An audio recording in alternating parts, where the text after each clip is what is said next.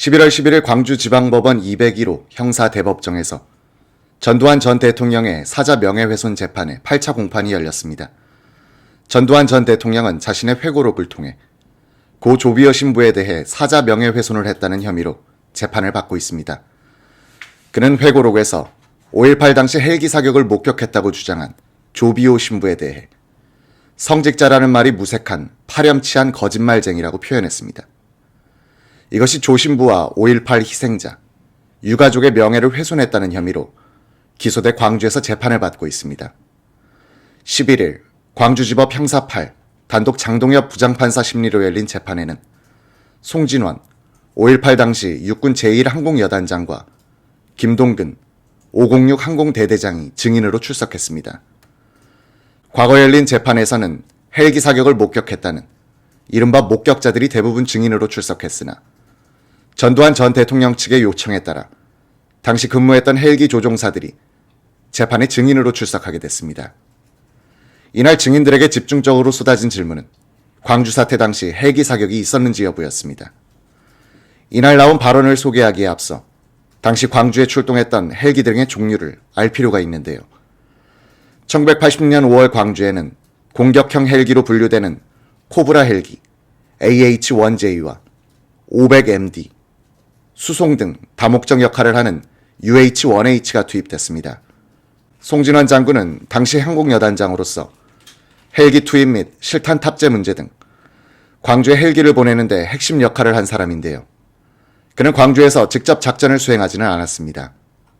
김동근 대대장은 500MD를 몰고 광주에서 직접 작전을 수행한 사람입니다.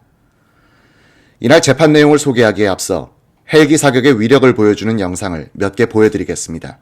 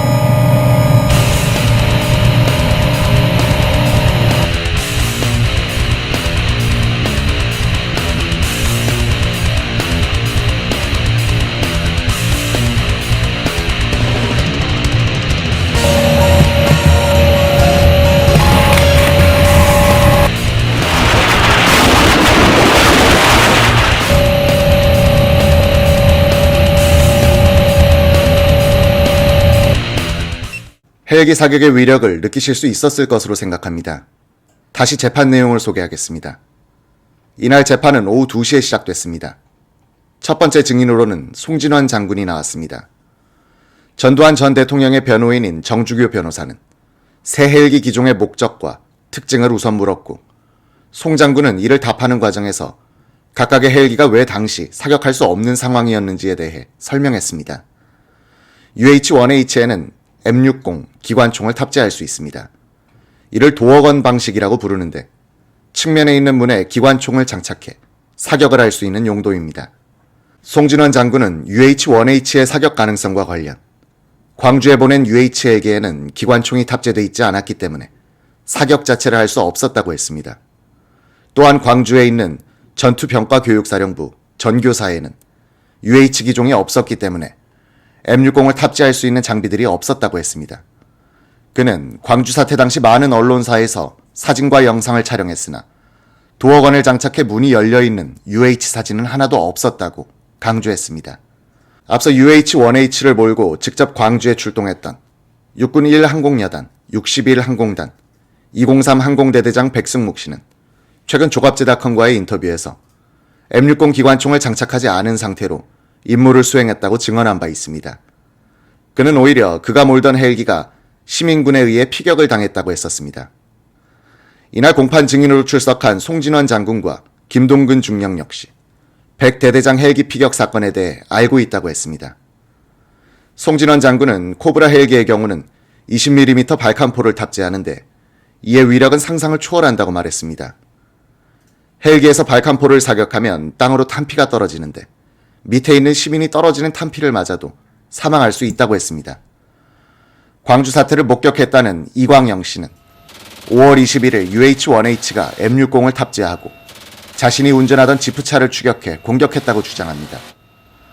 그는 이 과정에서 한 여학생이 어깨에 관통상을 당했다고 주장했는데요.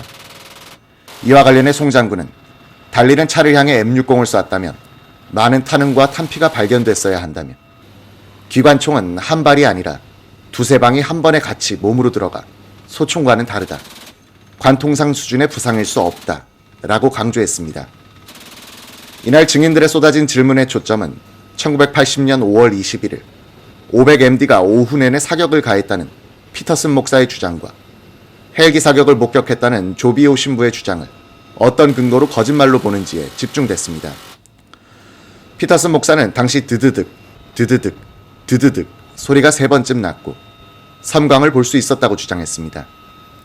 그는 지축을 흔드는 소리가 들렸다고도 했다고 합니다. 송진원 장군과 김동근 대대장은 500MD에 탑재된 7.62mm 구경의 미니건은 느리게 발사하면 1분에 2,000발, 빠르게 발사하면 1분에 4,000발까지 나가는 총이라고 설명했습니다. M60과 달리 미니건은 6열 회전 총열이기 때문에 발사 속도가 비교가 되지 않는다는 겁니다. 송진원 장군은 피터슨 목사 등이 다음과 같은 이유로 착각한 것 같다고 했습니다. 피터슨 목사가 말한 불빛은 헬기 하단에 있는 충돌 방지 등이 깜빡깜빡하는 것과 같습니다. 무장 헬기에서 발사되는 총의 소리는 부웅이지 탕탕탕이 될 수가 없습니다. 송 장군의 설명에 대한 이해를 돕기 위해 앞서 시청한 미니건 사격 영상을 다시 한번 짧게 소개하겠습니다.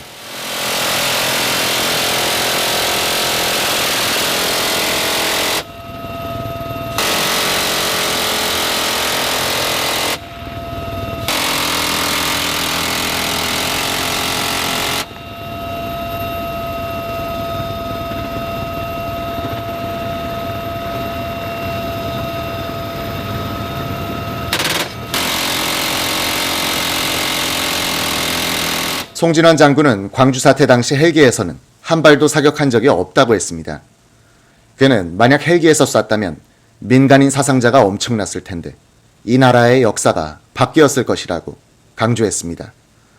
송 장군은 변호사의 질문이 끝난 뒤 판사에게 제가 헬기 운영에 대한 일반적 상식을 잠깐 설명해도 되겠느냐고 물었고 판사는 이를 허락했습니다.